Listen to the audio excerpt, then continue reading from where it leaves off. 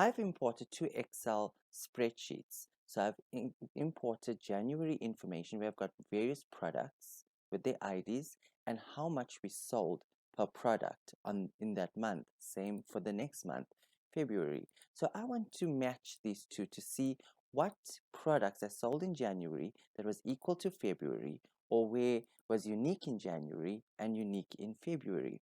So to do this, I'm going to create a query. I'm going to close both of them off and click on Create. Query Design.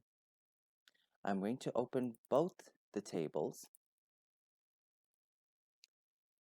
and I'm going to look at what the common factor is here. Now the common factor actually is easy. It's product ID. We could even choose product, but I'm going to base it on product ID. I'm going to drag product ID to product ID to make a line. I'm going to say what I actually want to see is the actual product and the product from February. And this should give me the equal information on both. So I'm going to go to the design ribbon and say run. And as you can see, I can now see what is equal in actually both of them.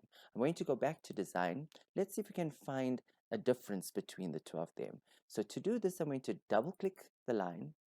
And here I'm going to see I've got January's information, February's information, left and right. So now let's say we want to include all the records from January and only those records that reflect in February. Let's click OK. And if you look at the arrow and run it, and now we can see there's certain products, well in this case just one, that did not appear in actually February. Let's go back to design and do the opposite. Run. And there we go. So we can see we've got more products that we sold in February versus January.